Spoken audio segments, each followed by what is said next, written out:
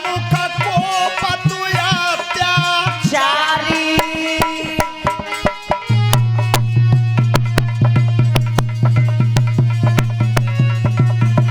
महाराज मान जाओ, आज वो बुढ़िया समझा रही है, वही मान जाओ। तुम जैसे वीर को शोभा नहीं देता कि तुम नारियों पर अत्याचार कर रहे हो, पर रावण बार बार वही बात कहे कि तुमने भीतर दुबका ले, बाहर निकालो। तो उस बुढ़िया को क्रोध जगा शरीर में। लंबी भुजा करी जननी ने, ताकन गई क्रोध में आई। अरे केस पकड़ के तब रावण के, बुढ़िया ले गई अधर उठाई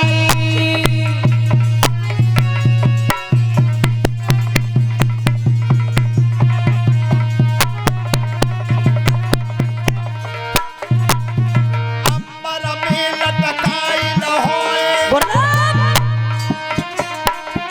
दस कंधर में मारू लगाई। नीचे गर्दन डारी न होए, हाथ जोड़ के बिना सुनाई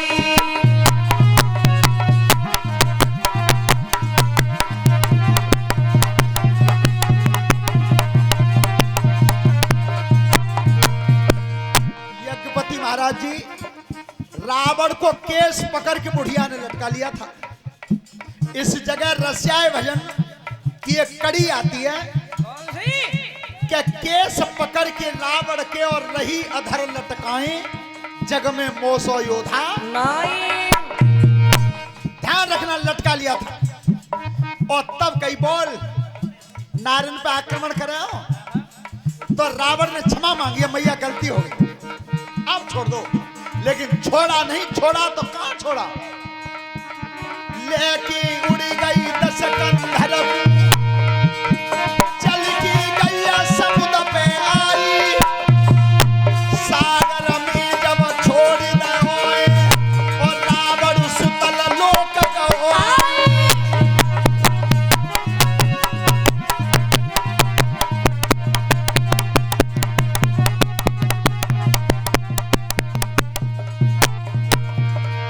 ध्यान रखना, रावण को सागर के बीच में छोड़ दिया। तो रावण सुतल लोक में चले गए, जहां राजा बलि का शासन था, महाराज बलि का। और जिस समय बलि के शासन में राजा रावण पहुंचे, तो बलि महाराज ने सम्मान किया है, आइए महाराज, आइए लंकेश भैया, हमारो तो वो लोक ही छिन गो, हम तो नीचे सुतल लोक में आ गए। अब तुम बताओ, तुम कहां से आए हो? तो परीक्षित जी वो डुकरिया ने मार लगाई, कही वो बात नहीं बताई, कही कि महाराज हमें एक काम से आए तुमसे, कि बताओ कि तुम्हारी राजधानी किसने छीनी, तुम्हारे संग कपट किसने किया? राजा बलि बोले कि विष्णु भगवान ने। तो तुम्हारा बैरी है और मेरा बैरी है, मैं देवताओं पे आक्रमण करता हूं और वो देवताओं को बचाता है, तो बैर मेरो हुआ, बैर त्यारो हुआ, अकेले तुम पे उसरना है और वो ऊपर आए वो। तो ऐसा न कर लो कि हम तुम दोनों मिलके न मार लो, भगवान को मारने की कह रहा है कि हम तुम दोनों मिलके। सोता बंधो, राजा बलि हंस गए, लंकेश बात तो बढ़िया कही है, पर ऐसा करो योजना बनाए हुए ही आए हो, तो आ रुक ले, आ ठहर लो, कल देखेंगे। सभा को बंद किया राजा बलि ने, और रावण को लेकर के भवन में आए, भवन में। और तब की महाराज लंकेश, आज हम तुम्हारी खातिर करेंगे, आज तुम रुकियो, और कल हम और तुम मिलकर तब चढ़ाई करेंगे विष्णु पे। तुम जाई के लिए तो आए हो कि हमारा सलाह तो यही यही है। ध्यान रखना, यहां से ये बात शुरू कर दी थी, रावण ने कह दिया था, बहुत बड़ा गणतज्ञ था, कि एक तुम और एक मैं, एक और एक मिलके 11 हो जाएंगे, तब देखेंगे हम तुम। सोता बंद हो। तो रावण को राजा बलि भवन में ले गए, तो बीच चौक में 2 पहिया पड़े थे, गोल गोल। सो रावण से कही राजा बलि ने, लंकेश भैया आज तो तुम रुक ही रहे हो, जा एक पहिया उठा के लेके जा कोन में टेक दे। रावण ने की चो तुम्हारे यहाँ कोई नौकर ना है?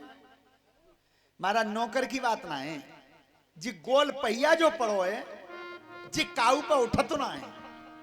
और तुमने कैलाश पहाड़ उठाओ है, तुमसे बड़ा बलवान दुनिया में कोई। जब पहिया उठा के रख दो कौन में, रावण को घमंड आ गया। क्या राजा बलि जैसे उबोते मदद मांग रहे हैं, ये घमंड पैदा हुआ उसके अंदर। और करता क्या था, अरे सोच समझ के खड़ा हुआ, नहीं पलकी देर लगाई है।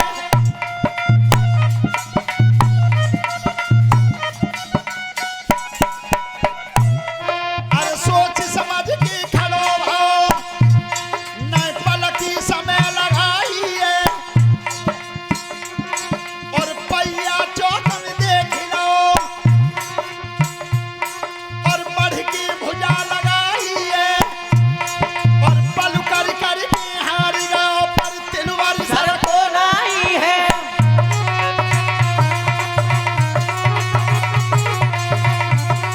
परीक्षा जी एक पहिया पे हाथ रखा, खूब बल लगाया, पहिया हिला नहीं।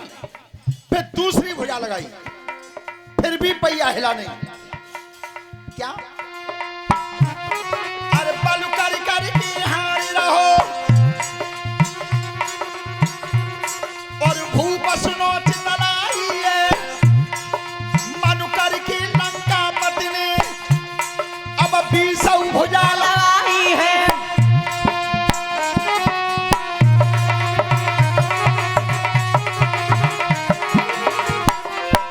मनु कर के लंका पति ने सोई 20 भुजा लगाई है।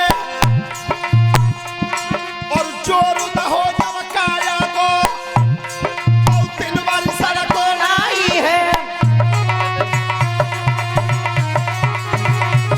विचार करना, जिस लंकेश रावण ने कैलाश पहाड़ उठा लिया था, आज घमंड इतना चूर हुआ कि वो पहिया हिला नहीं, बिल्कुल नहीं हिला। सोई रावण ने भुजा हटा ली। तब कही महाराज बलि, ऐसा तो नहीं है ये कहीं फंस गया हो बीच में। तब कही राजा बलि ने, लंकेश न तो जी कहूं फंस रहो है, और न काऊ में अटको है। पर तुम्हें एक बात बताना चाहता हूं, तुमने जिनाई कही कि हम तुम दोनों मिलके विष्णु में मारेंगे, हम तुम दोनों। तो जी पहिया जो पड़ो जी तुम्हें मालूम है काहे को है? एक पहिया जो पड़ा है और तुम पर 20 भुजाओं से नहीं उठाए, ये पहिया कहां से आया है? अब रावण को शंका हुई, महाराज बताओ कहां से आओ? तो बलि पर्चा बता रहे हैं उस पहिया का। क्या बताया? अरे देखिए ध्यान सुनो राजा, ये सब दुनिया के मंडल थे, और दोनों पहिया दिख रहे ये हरणा कुश के कुंडल थे।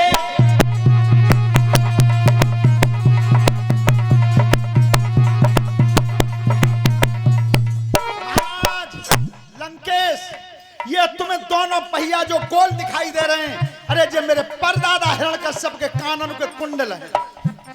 सो सुनो, ऐसे कुंडल कानन में पैते सो लहे विष्णु ने खाई, और काय कुया कली गई अब बोलाई। बोलिए सच्चिदानंद भगवान की।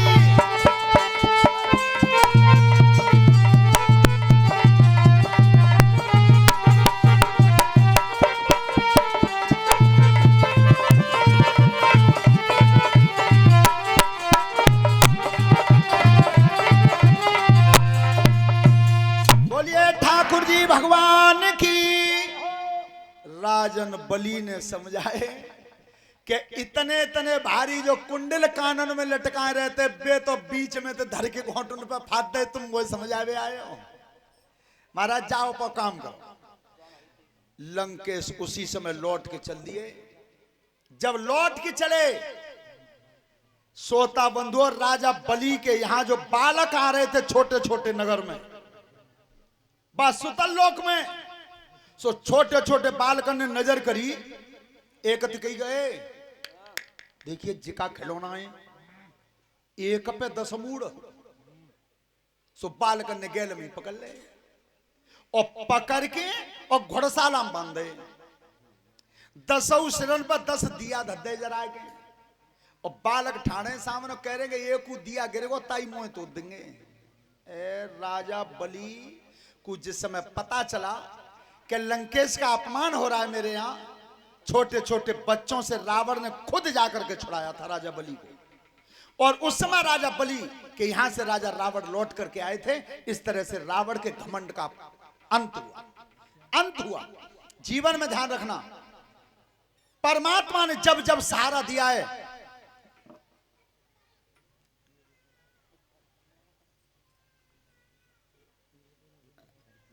किन्ने लिखो है आरआई साहब ने, अच्छा साहब। चलो सभी पढ़ने वाले बच्चे ध्यान से सुने। बेटा हमेशा भगवान ने जब जब मदद की है तो सबसे कमजोर की है, और कमजोर जिस समय मजबूत बनता है, कितना मजबूत बनता है। अच्छा पढ़वे बाल को ध्यान करो, गिनती 1 से 9 तक होता केवल, तो जा में सबसे बड़ी गिनती कौन सी है? 9 ही तो है। कितनी लिख ले जा तुम्हें नहीं 9 के भीतर लिखो जावे हो। तो सबसे बड़ी 9 से छोटी 8, सो 9 ने और 8 में थप्पड़ मार दो खींच के वो छोटी है, सो 8 के गाल पे चांटो पर वो। परीक्षित जी 8 ने मार दो 7 में, 7 ने मार दो 6 में, 6 ने मार दो 5 में। पूछा कोई का हुआ न? 5 ने मारो 4 में, 4 ने 3 में, 3 ने 2 में और 2 ने 1 में। जो 1 में थप्पड़ पड़ो, अब 1 के बाद वो 0। सो 1 ने कही 0 थे, 0 ने कही कि मेरा नंबर आ गो, मान की ना घबराइए मत। 1 ने कही मैं तुझे नहीं मारूंगा, बिल्कुल नहीं, पर तू एक काम कर दे मेरे कहते हैं। अब 0 जा चक्कर में कि भैया जे सब पिटता आए तो पिटनो मोऊ है, पर 1 ने कही नहीं मैं तुझे मारूंगा नहीं, पर तू एक काम कर दे। देखिए 1 ने जो काम बताया था 0 को, वो काम मैं तुम्हें बता रहा हूं, अगर अच्छा लगे तो ताली बजाना जोर से। तब कही 1 ने 0 थे क्या तू घबरा मत, तू पिटा मत, पर तू एक काम कर दे अपनी जगह छोड़ के और तू मेरे सामने बैठ जा, जो 9 छोटे हो जाएंगे। 1 के सामने 0 रख गया तो कह गए 10 है गए 9 छोटे। तो हमेशा छोटे को इतना छोटा मत समझना, वो जिस समय 1 की मदद कर देगा उस समय 9 छोटे हो जाएंगे उसके सामने। तो आरआई साहब कहां सुनवो चाह रहे बता दो।